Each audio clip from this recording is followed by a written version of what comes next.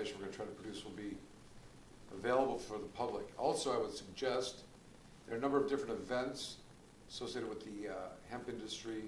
One organization, particularly the Michigan Hemp Industries Association that Komorn Law is involved with, that has events or gatherings where more information is disseminated and you have a chance to interact with those people within the industry and can get some maybe more the questions that are more in the minutia answered if they still exist after this in-depth question and answer 11 top things that we're about to go through.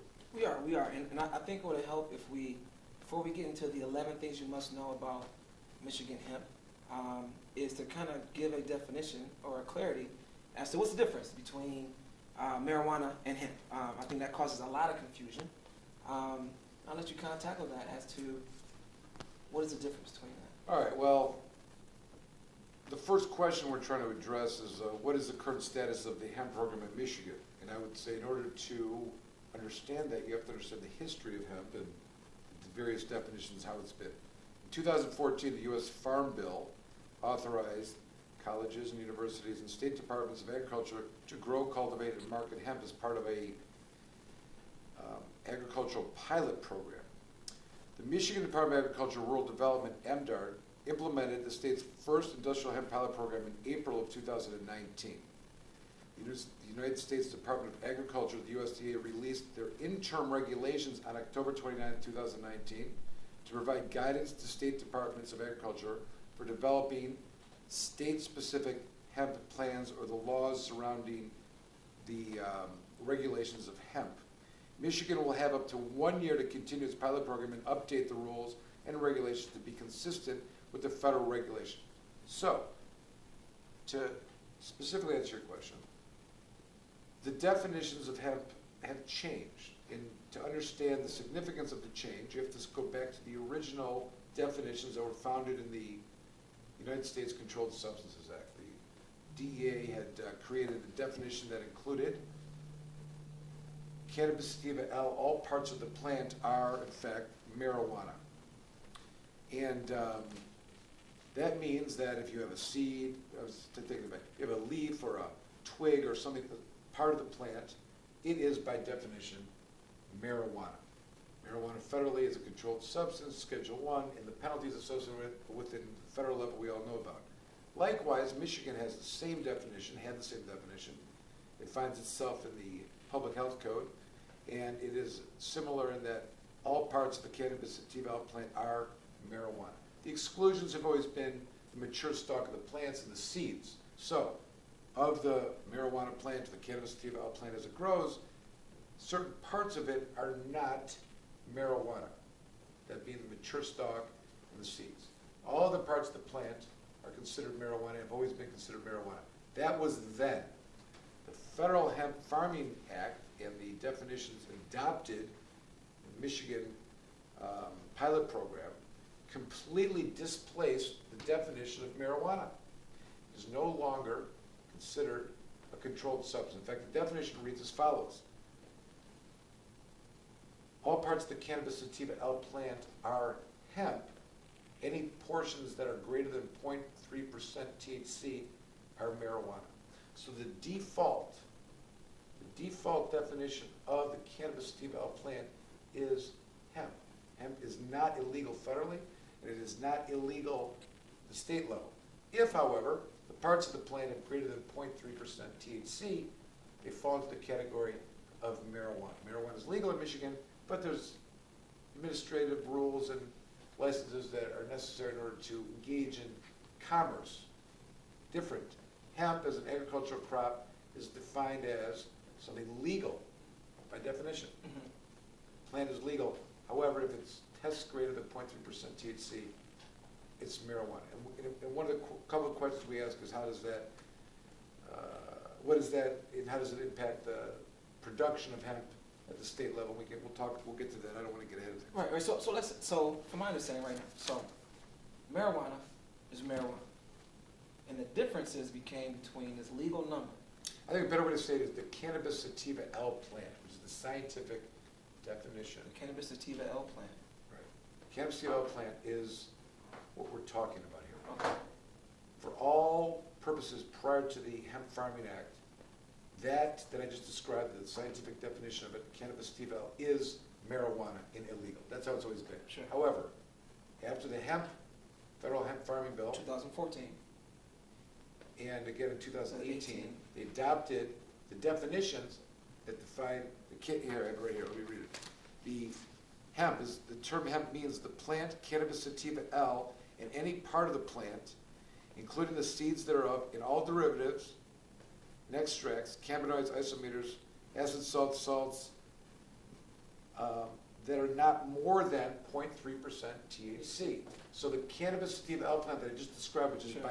has always been, up till now, the default definition of marijuana. And any part of it, absent the mature stalk of the seeds, is marijuana and is illegal.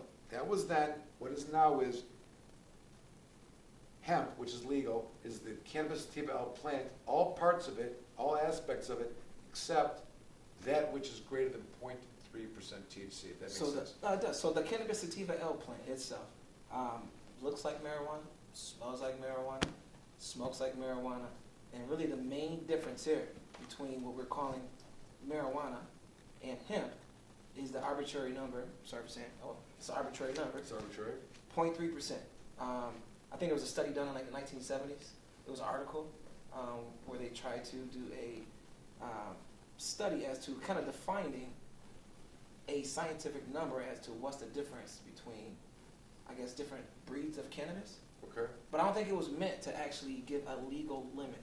But they took that and carried it over to how we have the Farm Bill. Is that? Well, I would say this, that the plant hemp, as it's always been known in the 30s, and people should know that the history of hemp in the United States has been a long history. It wasn't until the early 30s when they made marijuana illegal, many people not even knowing that it included hemp. Mm-hmm. Hemp had been an agricultural crop. I mean, there's plaques all over Kentucky and different farming communities that identified as being a cash crop and something that farmers grew. In fact, it would be surprising to think that any of the farm crops that were being grown in the mid-1800s, late 1800s, and even early 1900s did not include hemp. However, I think, we could debate the reasons why, but for reasons I think that are associated with the economy and the desire to want to use wood to make paper and other types of oils from petrol and coal and whatnot, instead of hemp, there was a drive for that being the source, and the illegality of hemp kind of created the path for the development of these other sources of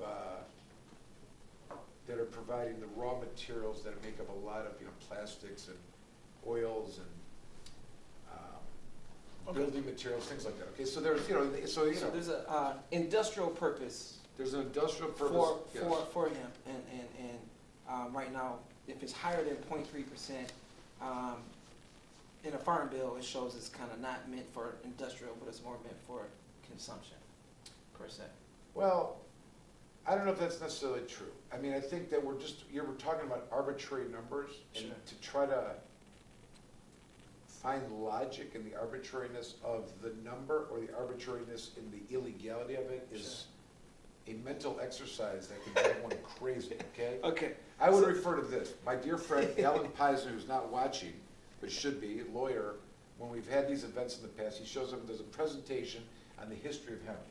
Very thorough. He goes all the way back to the Bible, and goes back with, shows us a picture of George Bush being rescued, dragged in after his plane shut down after World War I, and his parachute is made of hemp, of all things, okay? Wow. So it's got a long, in fact, there's a movie found in the archives of the U.S. government, which during World War II, they were promoting the farming of hemp for the war effort, because they were using it for rope and sails and parachutes, and that movie produced by the farmer was Hemp for Victory.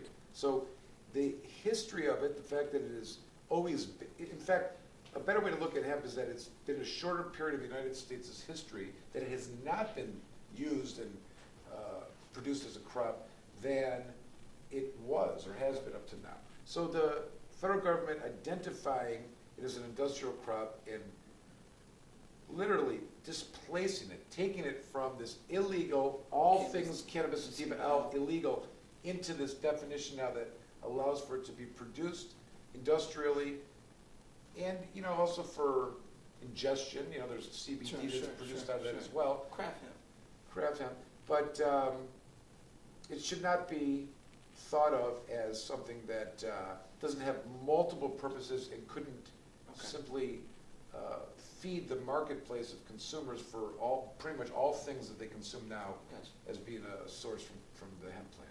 Okay, so that was the first. That was the first thing you need to know about Michigan hemp, and that was kind of the current status of the Michigan hemp program. We kind of gave a little backdrop as to the difference between legally marijuana and hemp, or the cannabis sativa L plant and hemp. And the current status, because of the 2014 Farm Bill and the 2018 kind of revised Farm Bill, gave way to 2019 for Michigan to start a pilot program. Correct. I mean, there's a lot of criticism that could be made of the state's decision not to accept applications since 2014. For some reason, the state took the position that only if you had a university or college that was part of the pilot program would they issue a hemp license. The new administration in 2019 set that aside and allowed for the actual commencement of Michigan's first hemp growing season and what was the pretty successful 2019 pilot program.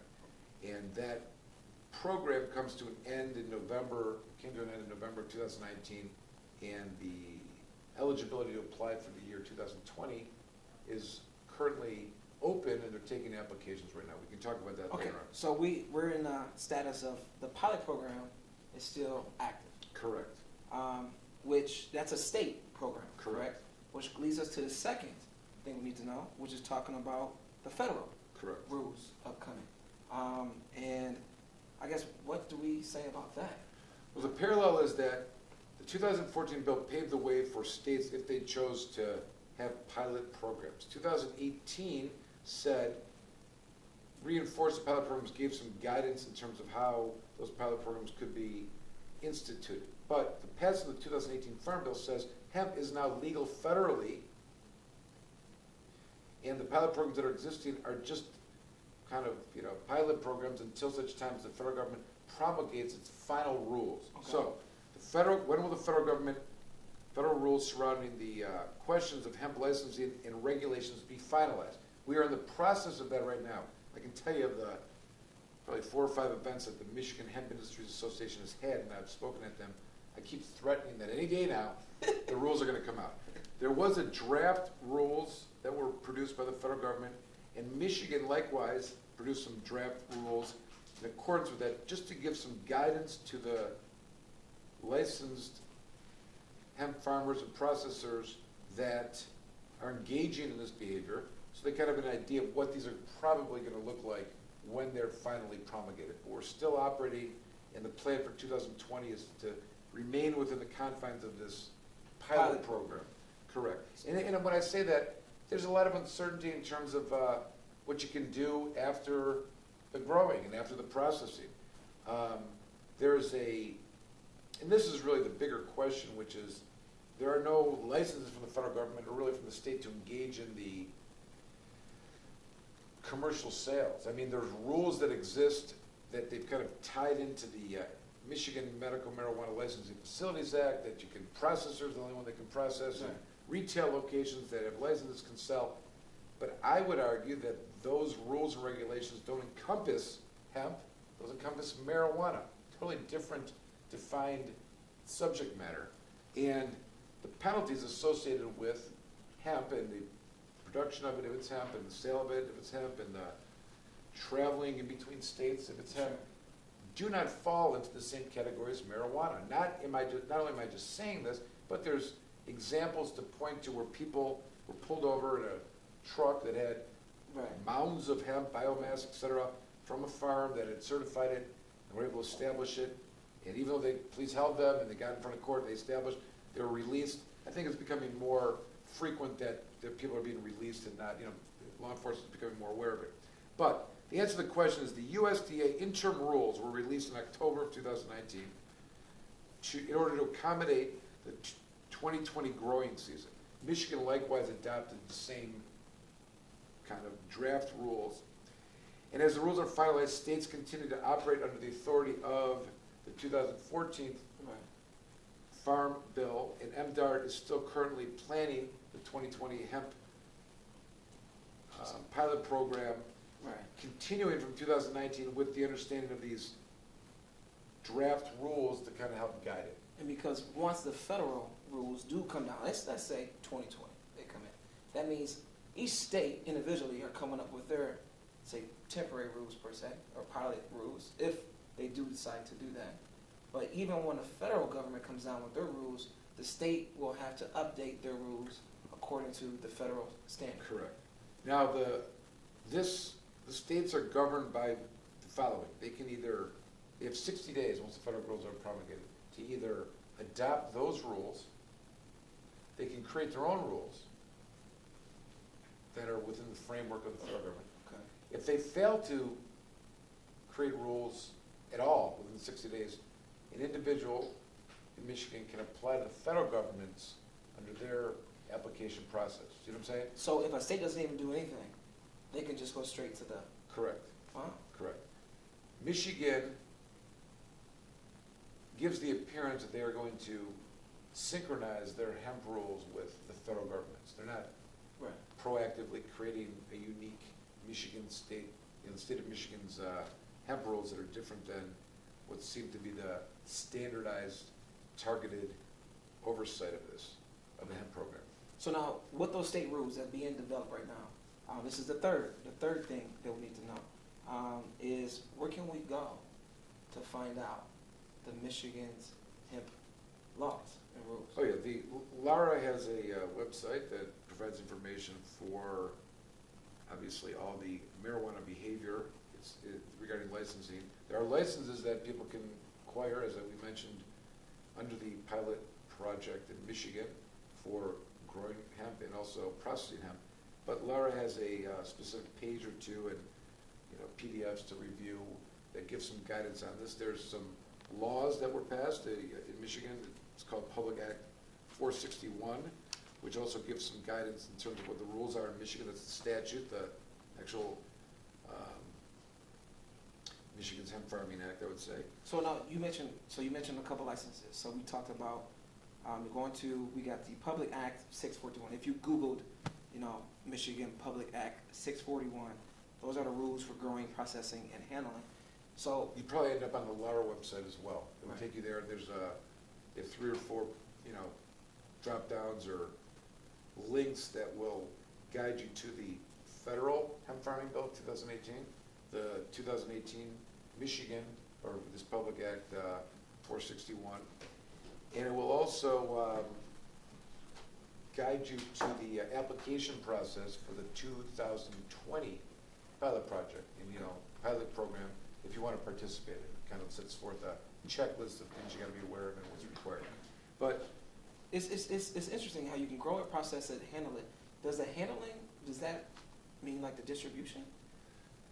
well, this is an area that is of interest because if you get caught selling cannabis sativa L or hemp, it's got less than 3%, across state lines, it's not a crime or punished like it is. It's legal by definition, but there's no license to be had really to allow it.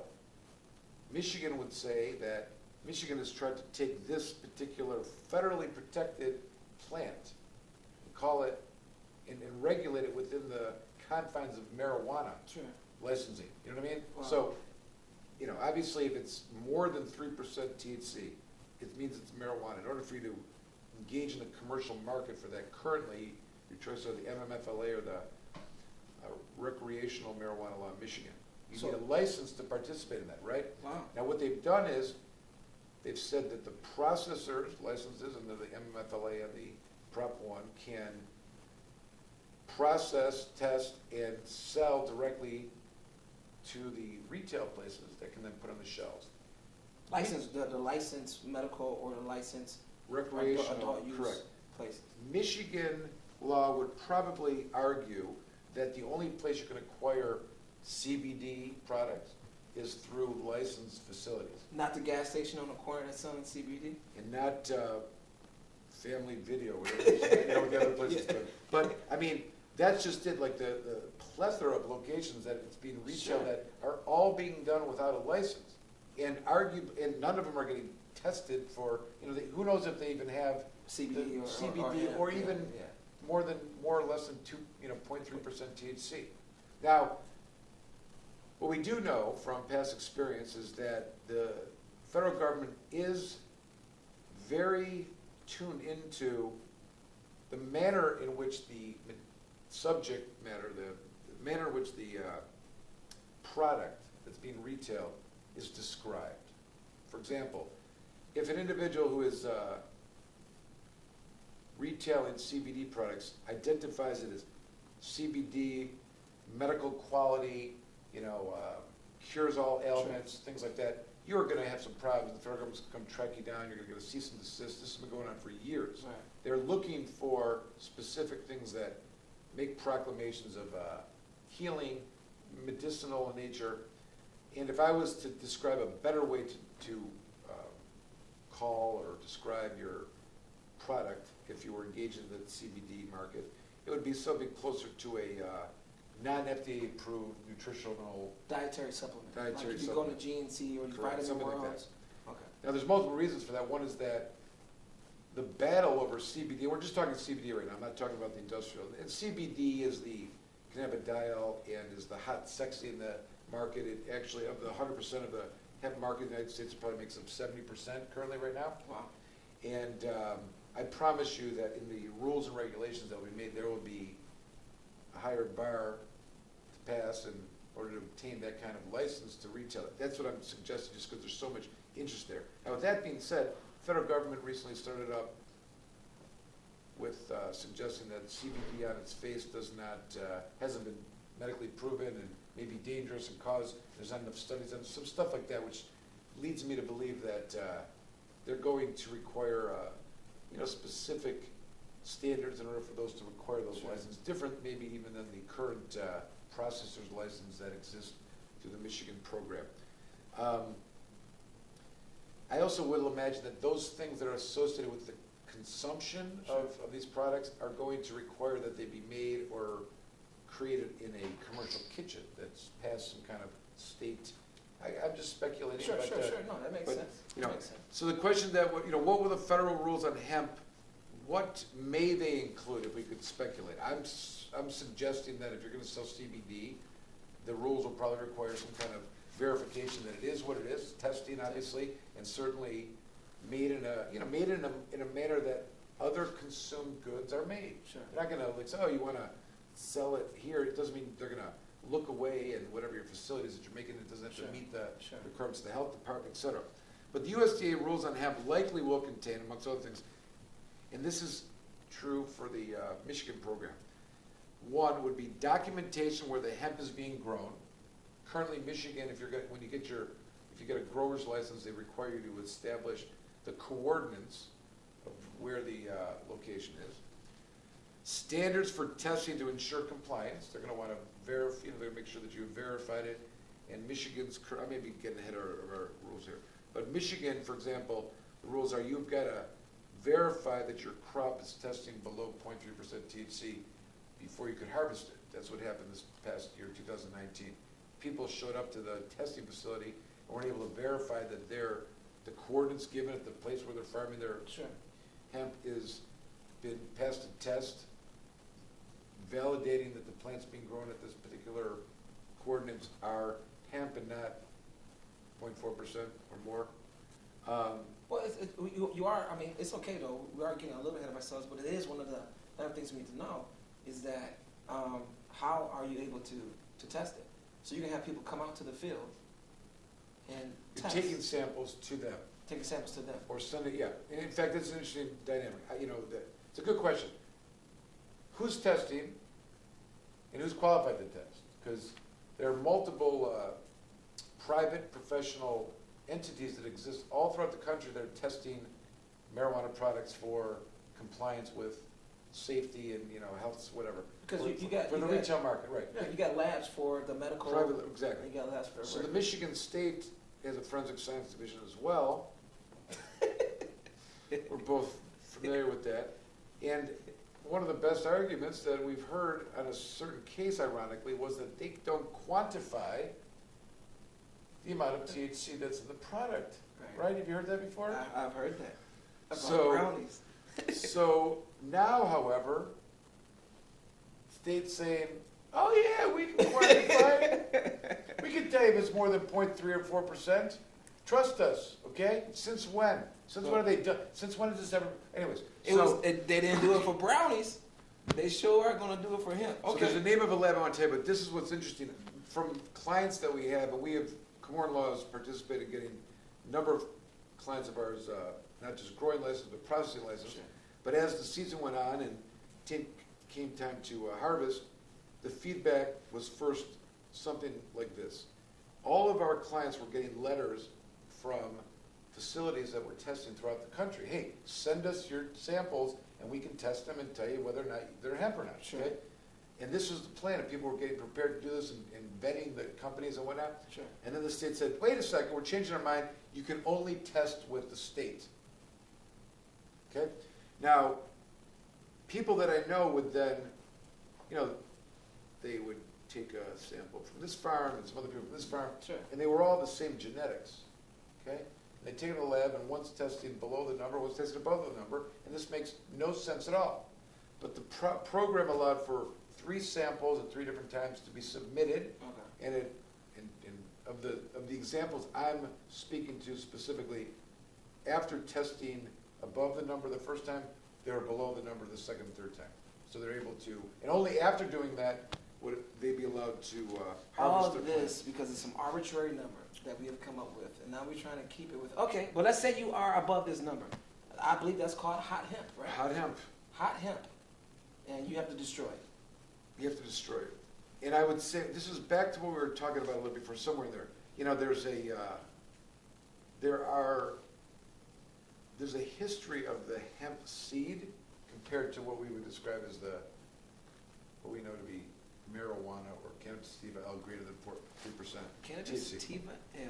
But my point is that there are, you know, like original hemp seeds that produced unequivocal low levels of THC, THC. some of which were for human consumption, some of which were designed for industrial use, some of which were for oils and whatnot. You know what I'm saying? So there's within this framework of 7 to 10 types of seeds. Now, the people that are growing hemp in the state of Michigan are challenged, like all cannabis growers, to find good genetics that are verified, validated, and insured even. You know, this is very, very hard, and because of the fact that cannabis has been illegal for so long, the sourcing of the seeds and the genetics for the seeds has been a challenge. I'm not saying all people are having these problems, but what I am suggesting is more likely to have occurred in the last years. People are working with not the original types of genetics of what would be defined as hemp from like the 30s or earlier, Sure. but modern day genetically altered or hybrids that have been bred down to have lower levels of THC. Like the Charlotte's Webs comes to mind, and those kind of high CBD types of what would be marijuana strains, but you know, fall within that low level THC. Yeah, I'm not going to get off too off it, but I mean, yes, THC is one of the many cannabinoids here, Correct. right? And there's hundreds of different cannabinoids. Then there's also terpenes. There's hundreds of different terpenes. Then there's flavonoids, hundreds of different flavonoids. Any combination of that whole entourage effect could be giving you a different effect. So we're not vouching for that it's the THC and CBD are the main culprits. They are main cannabinoids, but they're not the only cannabinoids that are there to give you a therapeutic experience. That's right. So now let's say you've been listening to us, you still listen to us, and you want to obtain a grow license, a hemp processing license, and a hemp handling license. And how do you go about doing it? He's not following the list, just so I you am know. following the list. The list says, how does, it's We're one of number the, it's here. one of the What misnomers. number? This is like number 5 now. Well, How did you pass does 3 a and 4? grower, we passed 3 and 4 Oh, no, I already. didn't get the answer, because like, for example, example, effective disposal of the plants and products is the thing that the federal rules are going to have. Compliance with law enforcement, whatever that means. So we'll go back to 3? I just want to get. We're going back to 3? Annual inspection requirements, which is problematic. One of the issues that I'm advocating for is, first of all, some kind of concept of a Bill of Rights for hemp farmers. Thou shalt not be treated as a farmer any different, the farmer shall not be treated any differently than any other farmer just because they're growing hemp. So right now, so everybody's clear, we're talking about what the federal rules could potentially look like, okay?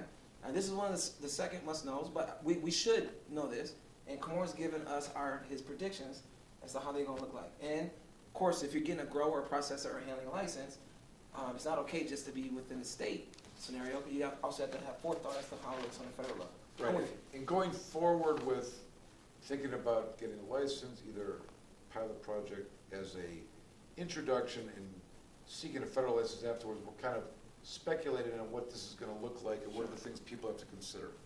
And they are not as intense by any means as getting a medical marijuana license or a recreational license in the sense of what's required for the, the administration oversight and tied into, there's a lot more, I mean, it's more of a farming project. So, documentation of where the hemp's being grown, the state's gotta know, standards of testing is something that the federal government is going to direct us about and give some Sure. how to dispose of it and, and plants and the products and things that are not produced.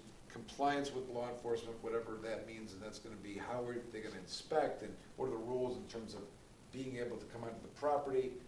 Currently a 24/7 inspection window is for farmers. I don't know that was happening. I know that knowing where these locations are, I don't know that the state made a point of dropping in randomly at 2 in the morning to see if you're, because they know where you are in the sense, but it does allow for said kind of, anytime they want to come on. Inspections are gonna be, a rule for sure, and I would argue that people need to understand that if they had a Fourth Amendment right, or believe they had a Fourth Amendment right in Michigan, it's arguable, by getting a license and/or, applying to the state and receiving a license, it's implied that you're waiving your Fourth Amendment right, and they are gonna come on and inspect. Get off my property. No, no, no, no. We have these coordinates here that you gave us. We're coming on to inspect, okay? That's what I'm saying, right? Because it's being treated differently. That's why we need to understand the Bill of Rights of farming, because it's no other farmers like, we're here to inspect your corn. It's not a thing, Yeah. Anyway, so I just think it's, keep these things in the front of where the developments are gonna be. And then, of course, certification that resources are available to carry out the plan, in other words, of disposing of things if they're not meeting the requirements, and being able to explain how you're gonna be getting around these rules, okay? So that is That's good. some of the predicted finalized steps of what the law may look like from the federal level. So just a quick recap, the first thing we talked about, the first thing you need to know was what is the current status of the hemp program? We talked about that, the 2014, 2018 bill. Number 2, we talked about what would it look like, what could it look like once the federal steps in with their rules. And then we talked about some ideas of what it's gonna look like. And then the third thing you need to know is about where can you go to find the legal requirements for growing in Michigan. We talk about Public Act 641. And then actually we could talk about some highlights of Public Act Okay, 641. okay, And that's dealing with the state's pilot program. correct. What are some of the highlights that someone who's looking to get a grower, process, or a handling license, what is kind of a summary of what that act is kind of saying? It's not much different than the general overview of what we predicted will be for the federal rules coming out. They're all the same. They all have the same themes to them, such as the Public Act, currently 641 in Michigan, prohibits a person from growing hemp in Michigan unless they're a registered grower. So even though it's legally federally and there's no requirement to be a registered hemp grower, they would say the state program dictates in order to grow hemp, you have to have a license to grow hemp. So if you're growing in your basement and you say it's hemp, state says, well, you should get a license. That's right. To say it's hemp. Requires growers to identify all the growing locations on their growing application. So if you're going to be growing hemp and you're getting a license to grow hemp, you got to identify the location that's gonna be taking place. There's no limit to how many plants you can grow. But you have to identify where those locations are. Whether in the backyard, front yard, Basement, basement. other addresses, the same rules of the coordinates of where it is exactly, so they can Pop up and pop up whenever they want. say hi. That's right. The next one is it prohibits a person, current Michigan law prohibits a person from processing, handling, brokering, or marketing hemp unless licensed as a processor or handler. Now, CBD gas stations. they may or may not have those particular licenses. It wouldn't surprise me if they don't.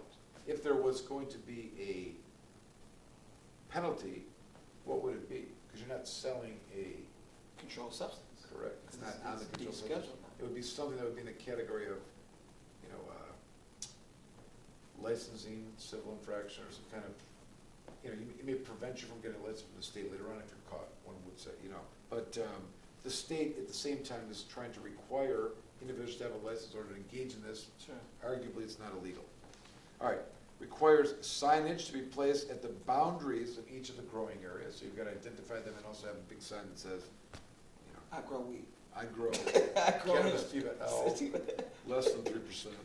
Okay. Requires growers to have their crops tested for THC content prior to the harvest. We mentioned that a little bit in what went on in Michigan this last year. So prior to harvest, is the plant is still blooming? Yes. You're supposed to cut off a piece Yes. and then take it Yes. down and get tested. Yep, exactly. And you have to keep in mind that different parts of the plant Different parts got more sun, some got less sun. and different concentrations of THC, Yes. right? Yes. Requires that individuals to be able to show proof of registration and licensing upon request by law enforcement, who can show up 24/7 without a warrant. So you have to be able to validate that by the license you've received from the state. Those are the general State rules. state For rules. the pilot program. The pilot program, things you have to think about. So this is a completely different program than LARA. This is not LARA. This is MDAR. MDAR, completely different government agency. Michigan Department Agriculture Of Rural Regulation. Development, Agriculture and Rural Development, MDAR. So the idea here is they get their own agency, it's separate than LARA. Its licensing is a unique feature to this department because they really oversee farming, in agriculture development, whereas LARA handles licensing. Now, LARA has tried to get their hooks into the hemp.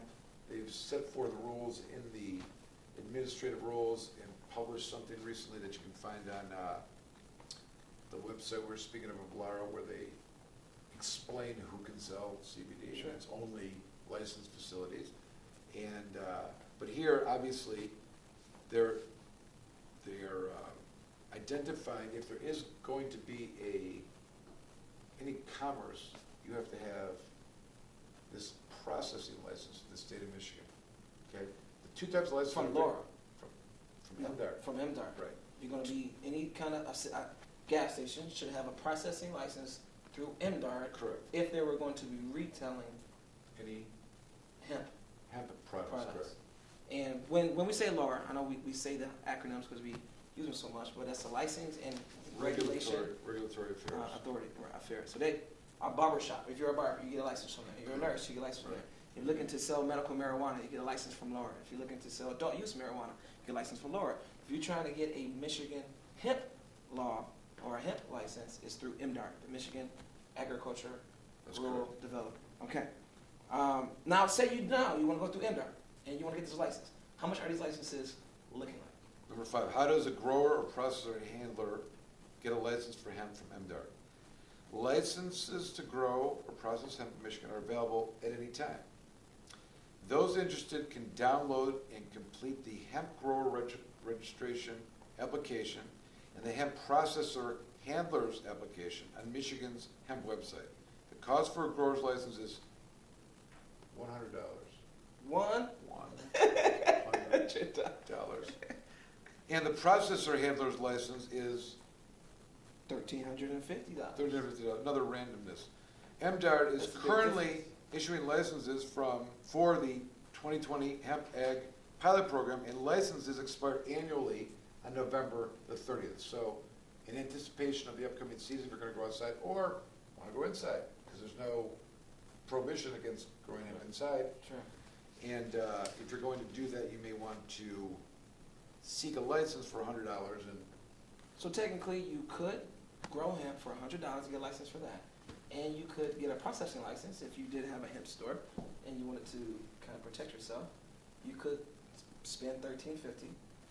And how you do that, you go through the MDART site. There's an application. What is kind of involved, that's one of the next things, it's still within the fifth point here, but what's kind of involved on this application? well, first, there's no limit to the number of licenses one could get. You can get both. Wow. You can get both a hemp grower and a processor. There's no limitation. There's two steps for getting the license. The first is that growers must register as a grower. Registration, those interested in processing will apply for a process handler's license, submit their payment, and as with the other application process, they must complete this pilot program application. And in doing so, the applicant must enter into an agreement, what they're calling a research agreement with MDART, and agreeing to participate in this pilot program, which also requires, amongst other things, a successful background check, and they also expect at the end of the program some kind of report of some kind in here. What's the reason for the background check? Well, the background check has limited prohibitions. One is if you have a felony within 10 years, that's a preclusion from getting a hemp processing, or drug felony within 10 years. Preclusion from a hemp processing license and or a hemp grower's license. Active, they want a background check, active warrants. So if you sold hemp prior to the pilot program and you were, or prior to 2019 or 2018, that actually descheduled the cannabis sativa L plant with 0.3% THC. But no one has been. Yeah. But if you were, and there was a conviction for it or some kind of. They can hold that against you. Yeah, but they're not. There isn't any of that. But just as a matter of course, there's still a bunch of people that were, may have been engaged in marijuana behavior or cannabis sativa L greater than 3% behavior. That Sure. felony behavior for that is still a preclusion. Unlike the Prop 1, or the Mertman law that does not really bring that. That's not a preclusion, so to speak. Sure. But that is really generally misdemeanors don't do it. Possession of marijuana doesn't do it. Drunk driving is not a preclusion. It's felony drug convictions within 10 years is the threshold as a preclusion for obtaining a hemp license. That's I guess the main reason for the background check. Okay. And now once you get one of these licenses, the next thing to know is kind of how long does the license last? When do they expire? Which you kind of mentioned a little bit earlier. It's a one-year license. They expire on November the 30th. And license renewal packets are sent out 60 days prior to the due date, or the November 30th date. And Sure. they're, as I said, they're in the process of receiving application for the 2020 pilot program. Okay. Now, we kind of talk about this, all hemp must test 0.3% or less THC, which kind of talked about what happens when it goes above that. Hot hemp. It's kind of like hot soup. Right. Hot Can't hemp. eat it. It'll cool off. Now, all growing areas must be labeled with signs and required talk about the grower's name. The signs also need to have the grower's registration number. So if you got a license, you have to have the grower's name on that sign.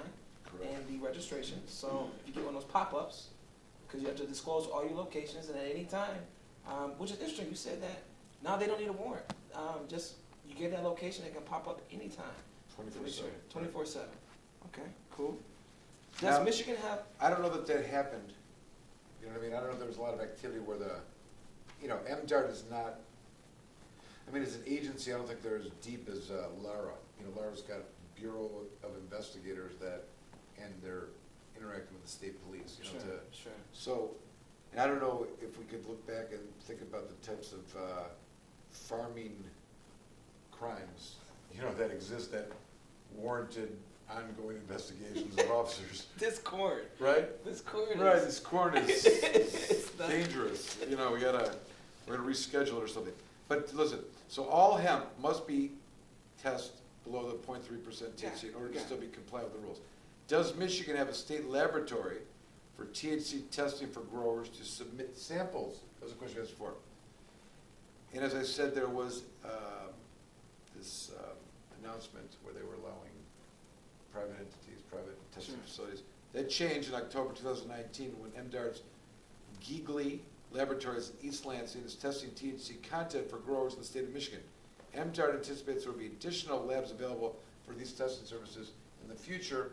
Right now, they're using their own, it's not the MSP Forensic Science, this is like a contracted lab, similar to like the manufacturers of the Data Master, where they use outside sources to service their policing. So they're using this Geegly Laboratories in East Lansing and for the test services, and we'll see what happens next year. I think that it's there's something inherently wrong with. Sure. Well, I mean, with this 0.3% limit, I mean that if you go through a whole season and you're growing and you're testing this, I mean, genetics matter here. Yeah. That can cost a lot of money. It sure can. Is there any place where you can get seeds through the state of Michigan that guarantee kind of you will not have to run into a problem where you got to destroy all these plants? I mean, that could really be a setup of failure if you're in business to grow and process this hemp. Can you imagine the purchaser of bad seeds at the end of the season, the conversation they're going to have with the person they bought the seeds from? Right? That sounds like some mob conversation. Well, I'm just saying. No, it's yeah. So there is no, Michigan does not have a list of hemp seed suppliers. This time Michigan does not have any kind of list like this. Michigan does not have a certified seed source, as in other states where both marijuana and hemp have been legalized for a longer period of time. MDART maintains that the University of Wisconsin Extension compiled a list of seed sources in February 2019. I don't think it's very difficult to find alleged seed sources Right. that are for sale out there. Sure. You can find them.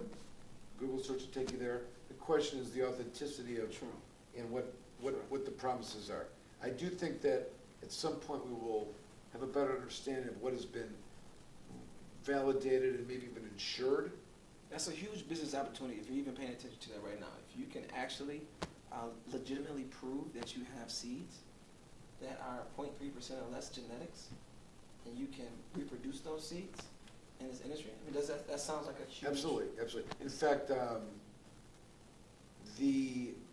there's non-feminized seeds as well, right? Sure. Which they can identify. Those would arguably be non-THC, low THC producing, if at all, right? Sure. And interestingly, this is a little bit of the history of it.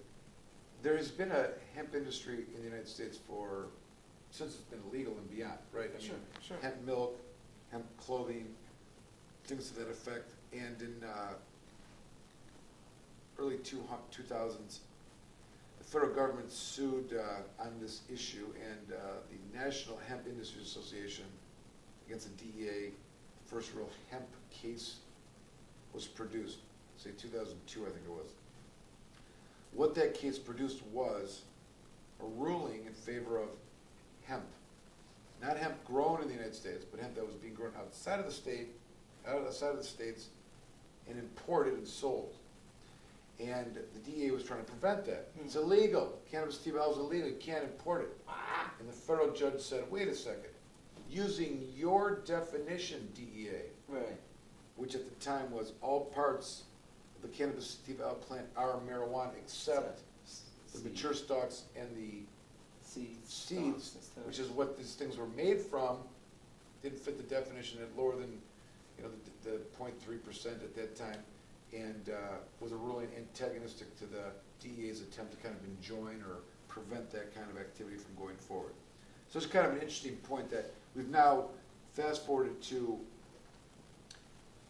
not all parts of the plant except this and that. Sure. It's that the entire plant on its face and all the parts are by definition hemp, and only those that have greater amounts. Oh. So you could argue that the certain seeds that are, you know, non-feminine, or not feminine seeds, but, or have been radiated so that they're, you know, not producing, you know. More than 0.3% THC. And the mature stalk, for example, as a, you know, after you would grow a, whatever the amount of THC, the stalk itself probably does not have any THC No, in it. it's very, It is, very minute. But people are claiming that, even prior to the Farm Bill, people were claiming that their CBD products came from the seed stalks and stems. Right. But technically, it really wasn't that much THC and CBD Right. in that product. Right. It probably came from something else. But however, because of that definition of what was not marijuana, right, the argument followed that I may have been growing a marijuana plant that had 30% THC in it, but this CBD was made from the seed stalks, and, and yeah, stems. Wow. mature stalks, yeah. Well, is there a list? Is there a list in Michigan? There's no list for seeds. Is there a list of growers, processors, and handlers through the state? There is, but they do not give it out. I suggest that if you're going to be participating, and I would echo in the lack of resources offered by Laura and their reliance on other organizations putting on these events and gathering individuals to kind of gather and interact with one another, is to go to as many conferences as you can. Sure. Meet people that are, Sure. hear the pros, the good stories, the bad stories, the experiences, and you know, bring something to the table. And it's gonna, you know, it's an industry that's looking for information, looking for interaction, synergy with other types of people interested. I mean, it's the phenomena that's taking place right now is just compared to how medical marijuana with the MMA and even the MMFLA, how there's a division of labor, division of categories that are designed for the commerce of marijuana. You got growers, processors, retailers, testers, and transporters. That's all. That's the plant and the production divided up into 5 different areas. Okay, hemp, none of that right now. You know, you got Right. seed sellers, you got people that are planting it and farming it, you got people that are taking care of the crops, you got people that are harvesting it, and I'm not talking 72 or 1,500, it could be thousands of the plants, Yeah. acres and acres. Then what? Where are you taking it? And what are you doing with it afterwards? This has not been defined yet. Well, that's processing. That's a huge category. You know what I mean? Processing into what? You got Oils. these machines that are making oils and CBD, but you got this entire other side of the non-ingestible industrial uses. You know, for every product that comes out of a manufacturing plant, you know, hemp could likewise be in that competitive field.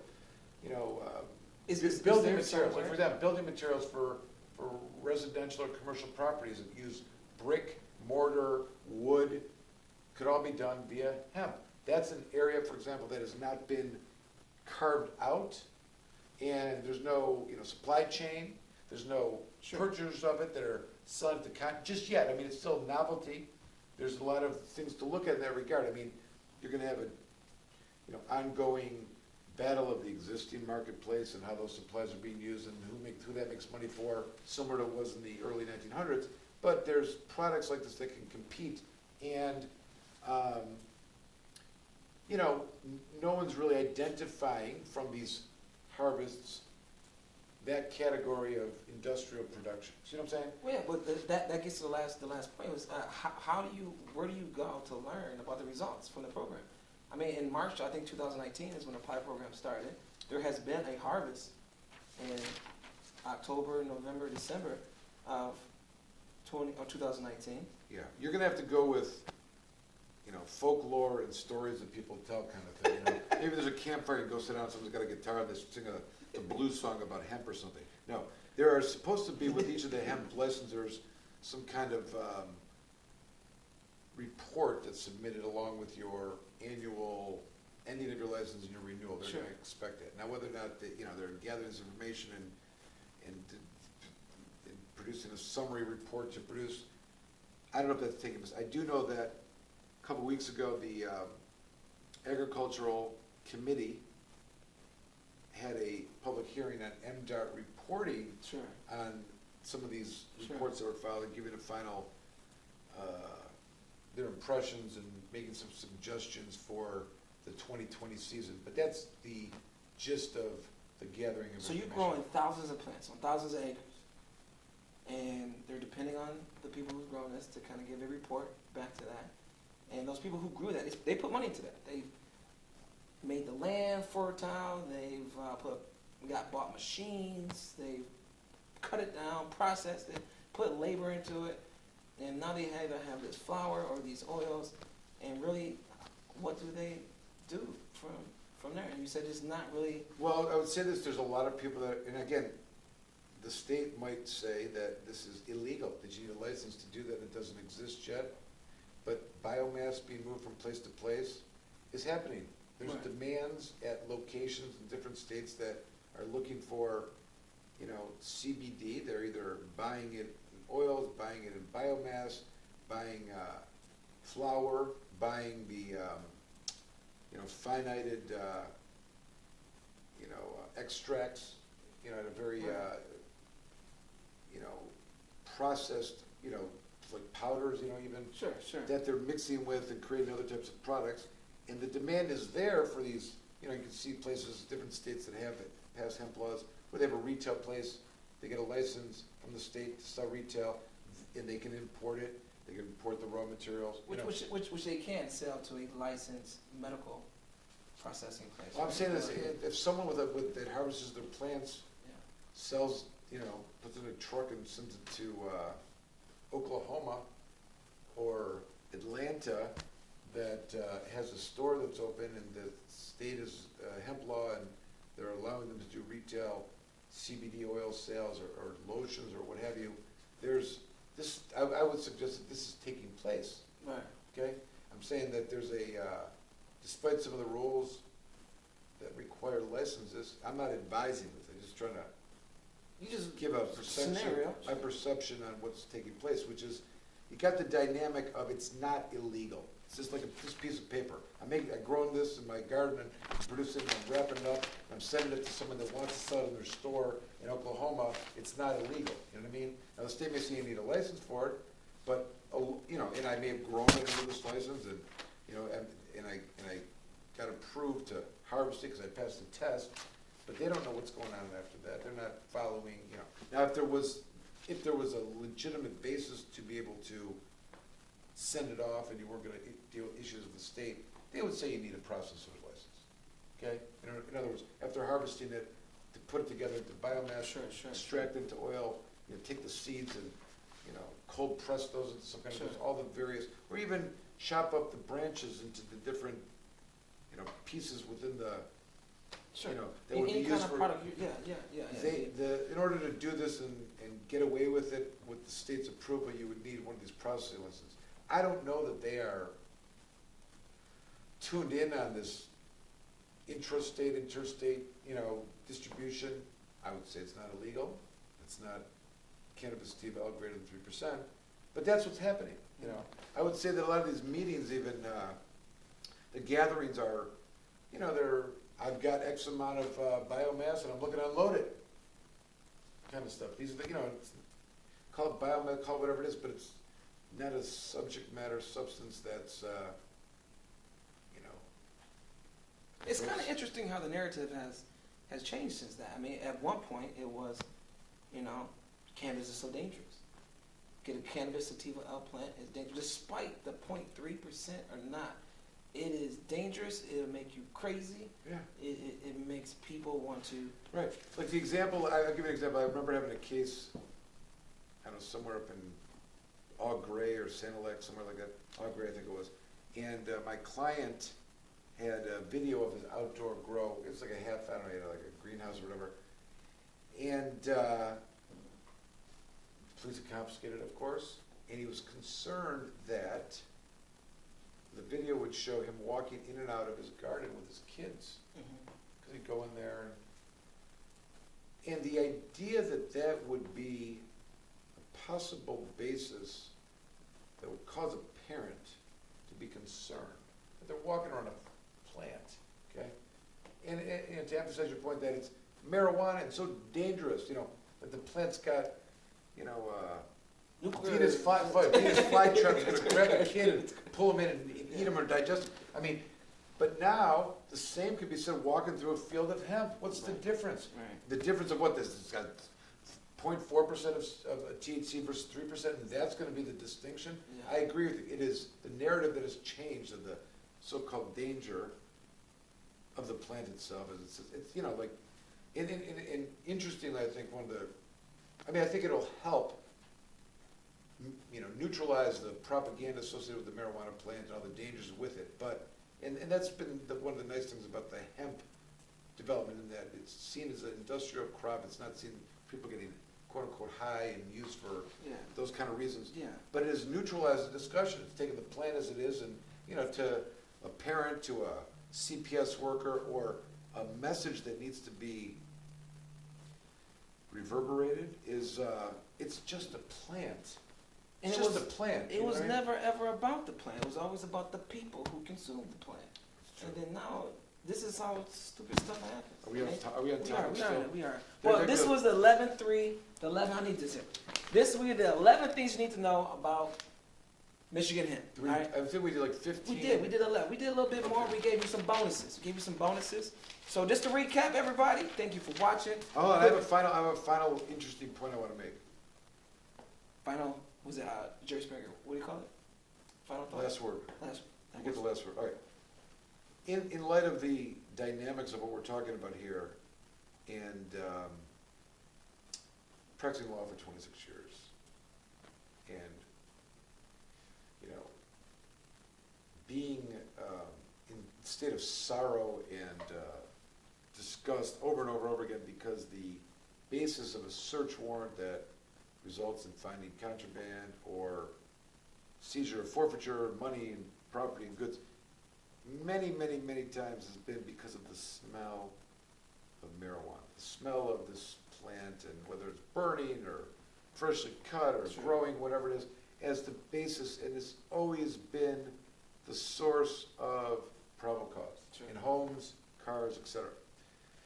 And it's a really difficult hurdle to overcome. Your best argument is the cop was lying. Didn't really smell what he said he smelled. It was impossible to smell. The wind was blowing this way. It's too far away. There's other things. Whatever it may be, it's just a grind of logic versus the cop said he smelled it. What are you gonna do about that? And it's always been a problem. But now we live in a time frame, legally defining this that I'm talking about, the smell, the probable cause, in a completely different way.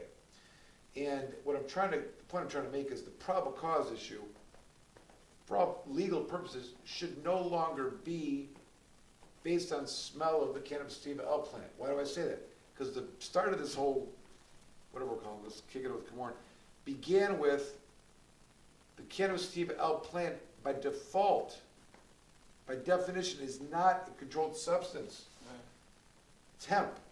The smell of hemp, the smell of cannabis sativa L plant is not any different than Marijuana. right. The distinction of these two smells has nothing to do with that smell has nothing to do with the concentration of THC. In fact, the argument, the reality, the unequivocal truth is that THC doesn't smell. Right. It is odorless. Right. So the smell of hemp, smell of cannabis sativa L plant, is not the smell of an illegal substance, period. Shouldn't be. There should be a restoration of the Fourth Amendment. The smell of wanting to search a car based on that should no longer be. If someone's smoking what appears to be a marijuana joint, cigarette, pre-roll, a wrap, blunt, whatever you want to call it, the smell of all that should not be the basis of a crime, because the smell, by default, should be the cannabis sativa L. The officer must be trained to know the smell differences of greater than 3% or not. As a matter of legal distinction, that should be understood. I don't know that we're there yet. I have heard some officers make that concession, those that have spoken about more in the context of Prop 1, and that marijuana is legal now and it's not contraband for those purposes. They don't acknowledge or recognize the significance of the federal hemp farming bill. Right. Because this is federal law. Right. And the 14th Amendment says those protections made by federal law apply to the states. States can get more protections, but not less. So no one's even thinking about this smell issue, okay? Did the 2019 Farm Bill accidentally legalize cannabis? Well, unequivocally it did. The question is whether or not the parts of that cannabis, which are legal, escalate to an illegal possession merely by the random levels of THC. But it's an interesting phenomenon. It's an interesting phenomenon, and I don't even, like the way that the hemp legalization and the defining of it and displacing it from an illegal substance has just destroyed the criminality of public health codes, identifying the illegality of marijuana. It just no longer exists. And did it do it intentionally or unintentionally? I mean, it's just, if it sounds confusing, I'm sure it sounds a lot of confusion. We're trying to make sense of a complicated scenario because it's like almost as if they're walking backwards trying to undo this lie that has been told this entire time. And you can't undo the lie halfway. Because then you come up with these ridiculous rules and these ridiculous... It goes back to like your original question, like why 3%? It's all random. It makes no sense. It's not based on logic. It's just based on some, here we are now, we gotta make some rules because we can't keep on the lie that much anymore. No, well, let's just halfway do it. Maybe they'd be satisfied and shut up. Maybe we'll just say, well, hey, here's him. Right. Oh, okay. Well, no, how about, we just come out with the truth about marijuana was actually never dangerous. Now, in order for hemp to really survive, get to the level of success, it has to be, we have to have the development of the industry, right? You've got producers and farmers and processors. That doesn't do it. You need distribution points, you need product development, you need branding, you need, to compete with existing, products and brands that are used daily and, allow the hemp plant and those materials produced from it to compete. But Komorn, we need more research. Komorn, we need more research. We need investment in local businesses to develop these products so that Michigan can be reborn in a renaissance of industry, which is when it was thriving. I mean, the infrastructure in Michigan exists, and all the burnt out industrial towns that are waiting for something to happen, it's happening. Hemp can be that. True. We need the an infrastructure of investment, I think, and the vision of how the various products can interact in the United States. I mean, if you think about it, in the year 2017, the stats were like $890 million industry of hemp in the United States. At that time, all the hemp that was supplying this $900 million industry was grown outside of the state. Outside of the United States. This should no longer be the case. You know what I mean? China and Canada were the main producers of hemp that was either bought raw and processed or processed and imported as a final product. That should not be a thing anymore. Like all the hemp production for this $800 million industry should be grown by farmers in the United States. That's number one. Because we were importing something that we could have... We can now produce ourselves. So in the United States was the number one importer of hemp. China was the number one producer. Canada was number two. Those stats should be over. Canada should be trying to say, we want to come process hemp and bring our company to the United States. You see what I'm saying? Like, in all those Canadian companies and China, whatever's making the products, those are companies that the United States should be reproducing. Whatever the $900 million market is that people spend over the year to buy these products, the same dollars can be spent to buy the same products and should in the year 2018, 2019, and they should all be products that were grown in the United States. Sure. How are we going to get there? Well, the growers are, the processors are packaging it, and the ones that are buying it and importing it are already they're already based upon this importing process, Job. right? Everything you're saying is jobs. Jobs, meaning the There's more infrastructure is jobs. the idea All that they can compete, people can compete, they can open up, and it's wide open, I would say. It's a redistribution of wealth. Potentially, yeah, potentially. What is there, like 2,000 billionaires, 15,000? Excuse the lights, Komorn keeps trying to set the mood for me. There's 2,000 billionaires, some 15,000 millionaires, there's you and me. But there's a chance for us to really, finally I've been asked all the time, we've been said, you gotta pull yourself up by some bootstraps, but we never had any boots to pull ourselves up on. These are the boots. These are boots. It's and straps. Yeah, the production, there's unique products, there's common products, Yeah, in a whole development of branding and different things. So there's a lot to be learned. We didn't even talk about phytoremediation. The hemp plant is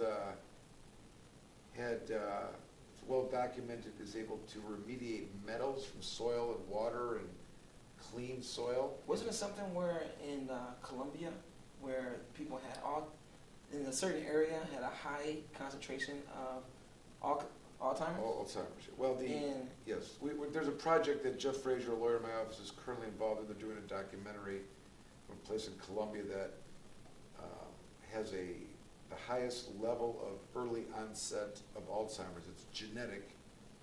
Conquistadors that came over to Colombia and raped and pillaged, planted this gene, but the project is taking place where they're going to try to revolutionize the farming community by growing hemp products, producing CBD products to treat the Alzheimer's. The interesting research that came out of this inquiry is that the group of individuals in the world that have the lowest early onset of Alzheimer's is a religious sect in India that, as part of the religious ceremonies, ingest a product which is known as Bahng, B-A-H-N-G, which is a combination of hemp and cannabis milk, products Sure. that they drink, and the CBD and the cannabinoids within there is the tie that suggests why they're unique compared to the rest of the world in early onset Alzheimer's. So the idea is that cultural phenomena can be replaced. The project is to try to replace that cultural phenomena in these places that have been identified as problematic, medically, and seeing what impact CBD and hemp products will have on the medical environment. So it's just the beginning. It's a whole research project, that could come out of. And I would say this: the other, before anyone knows it, the South America, and they're going to be owning this. They grow all year round. Yeah. Their crop, farming communities, anyways, to compete with the United States. It's got a shorter window of growing cycles, and labor is cheap. Oranges from Michigan. Right, labor's cheap. So I think there's an opportunity here, and I would suggest that even though there's talk, people are concerned about once the rules are set forth, how, like medical marijuana and marijuana, the concerns corporate takeover and whatnot, that's still a possibility. I think there's a certain amount of resources that are needed in order to create the industrial, infrastructure that's, we're going to buy all your hemp and we're going to make a bunch of hempcrete and sell it to these, builders that are going to build homes and, buildings and whatnot. That's has not yet really been created. You can say that for each of the products all the way along the line. And I think it's a big ocean. I think it's enough for a lot of different fish.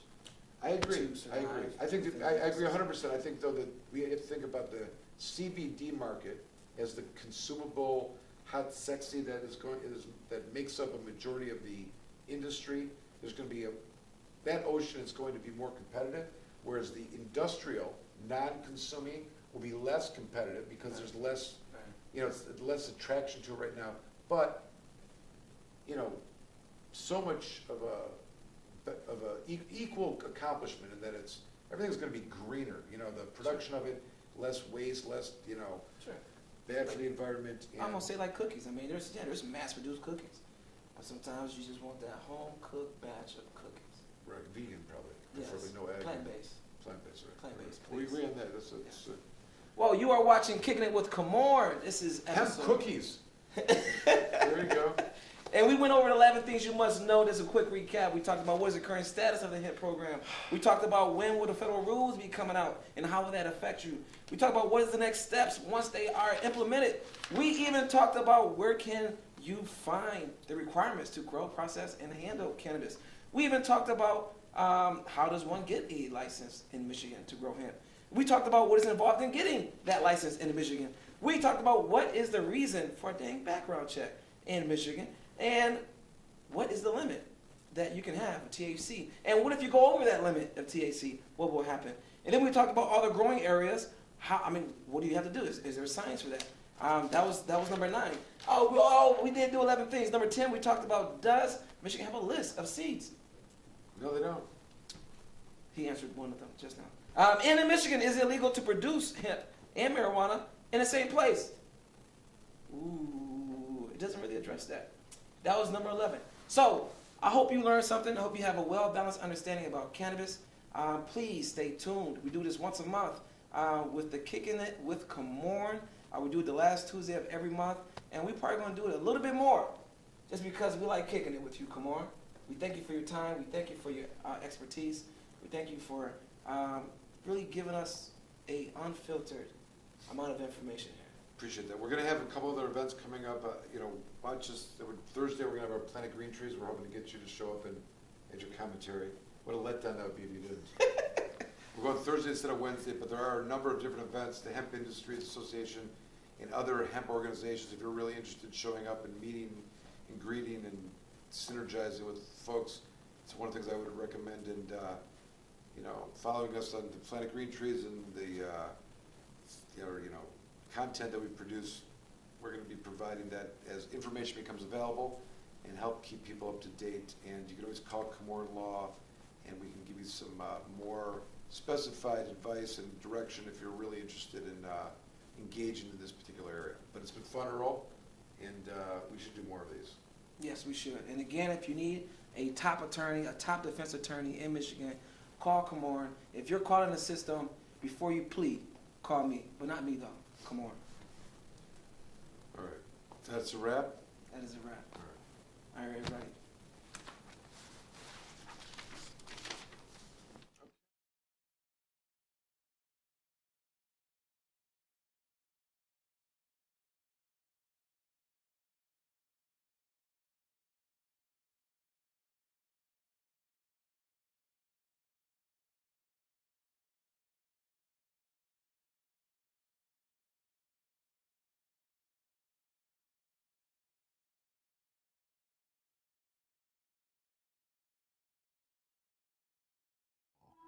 The signing of the act was great news for the hemp industry, which amended the definition of marijuana in the Federal Controlled Substances Act.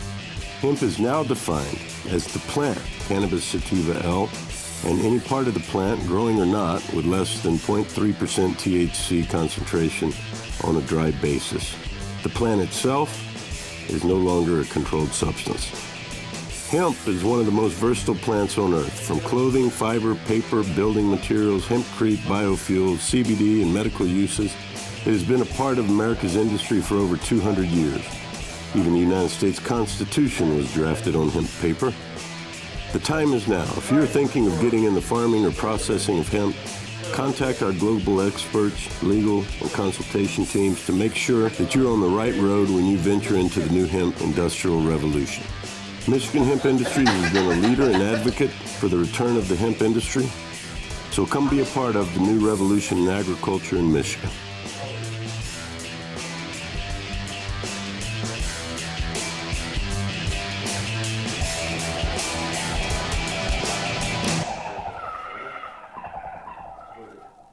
I forgot I got to him for it. At least 50. Keep going.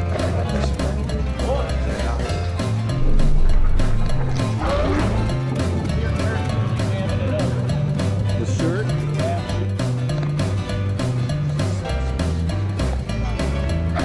going.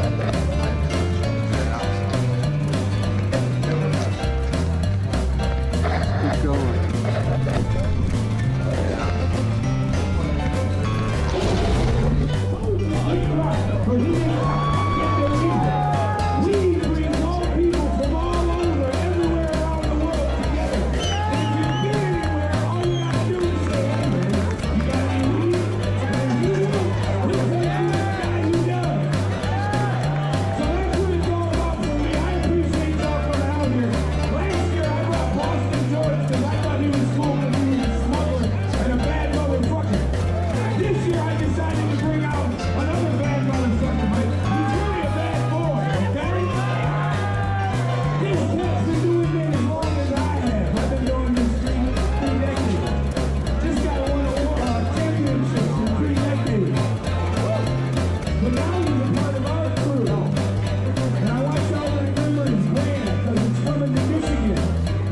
Deuces 22. Okay? Remember that. I'm thrilled to introduce the bad boy himself, Mr. John Sally.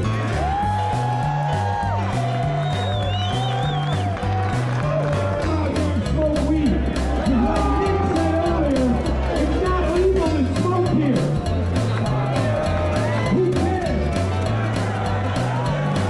We're the U.S. Army's when we come here. Y'all smoking weed.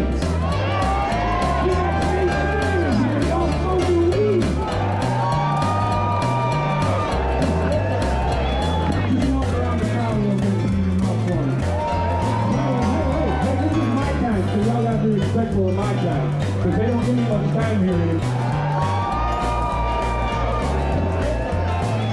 Just walk around the crowd a little bit and leave them up for me. Hey, this is my time.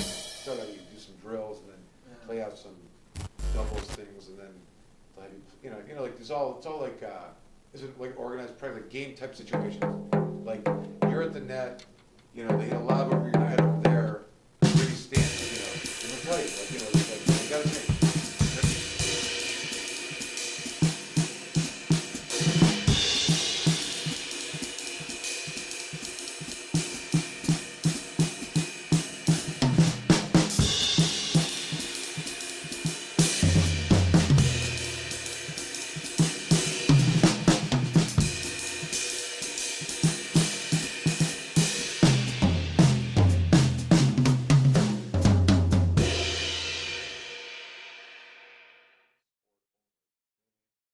What up, though? This is Big Snoop Dogg when you're watching Hyped Up Live Session with my main man Tony Green. And that's right, tell him Big Snoop Dogg sent you. We looking for all that new talent in the Detroit area. Let's go, D.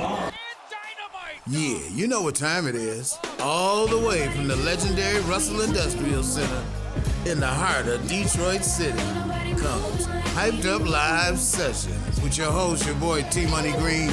We've created a show to bring the very best talent from Detroit, from around the world, to you sitting on your couch. It's like a couch concert, baby, as you never experienced before. You could be the next artist to perform on a Hyped Up Live stage. I know Detroit, I know the music in Detroit, and I gotta do it. You know me, or if you don't know, check it out. From the Dramatics to George Clinton to Snoop Dogg. If I said I'm bringing you the very best, I'm bringing you the very best in entertainment. Hyped Up Live Sessions, the way we wish you would experience Detroit music. Couch concerts coming up.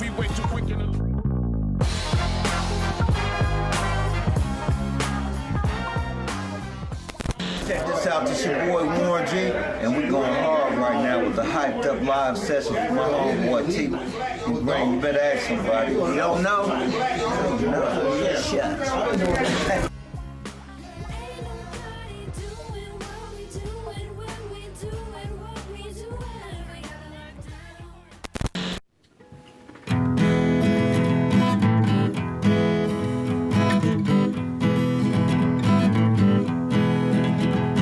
I was upper middle class, I had a yard of carpet grass.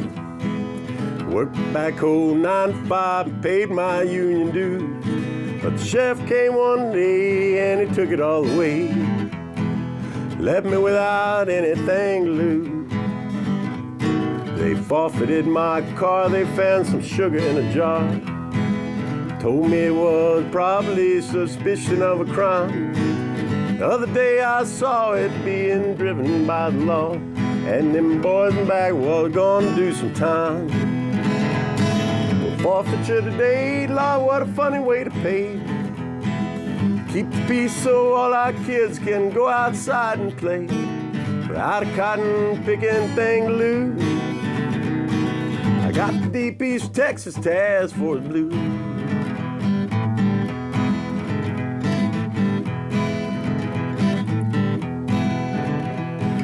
Took my minibar and then they seized my VCR. Well, they could be misused to watch a nasty video. They took away my kitchen all the time. My wife was bitching that it wasn't nothing but oregano.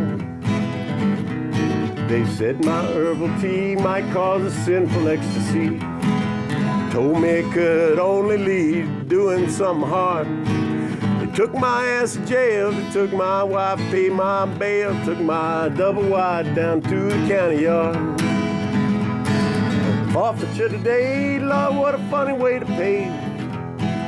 Keep the peace so all our kids can go outside and play without a cotton picking thing loose.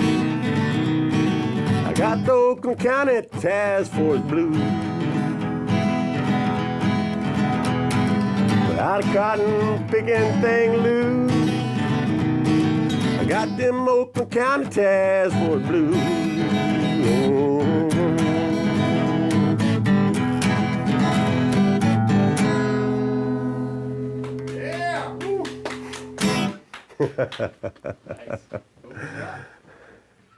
It's time for Planet Green. We have launched. We've completely launched. We've started the show, and it is Planet Green Cheese. We're about to embark 2 hours of medical marijuana and marijuana reform in Michigan, and nationally, and internationally, and even in Spaceland. Please welcome Tim Beck. Oh, thank you so much, Michael. Really glad to be on the show. Thanks for staying with us. Planet Green Cheese, episode number 395. Is that right? Correct. Calling it Working Man. For those that are on the end, know what that means. There's an argument that we evolved from the cannabis plant. Let's just be honest, okay? Ow, what's going on, everybody? How y'all doing? 420th episode. Please welcome Steve Miller. Steve Miller. Ow. Thank you for the kind words, Mike. And we're here now still with Q, who, as I was trying to lay some kind of foundation before all the objections came, as it happens sometimes. Some kind of agenda here. I see. I usually resist agendas, and I will tell you that I'm not really going to follow this. This is a celebratory of the 420th show. Anything goes. Please welcome my dear friend, looking like very Dylan-esque tonight, maybe more Laszlo Dylan-esque, if there's a thing. Jeff Frazier. I've had more people at their arraignment than I have. That's really funny. If you're a connoisseur, you're going to want the good stuff. And if you want the good stuff, you're going to go for the mom and pop stuff because that's the good stuff. We got only Jamie Lowell. Hey, don't leave the studio. Don't leave the studio, Jamie Lowell. It's just a real pleasure to come here and congratulate you on your 420th show, and thank you for having me on a few times over the 420.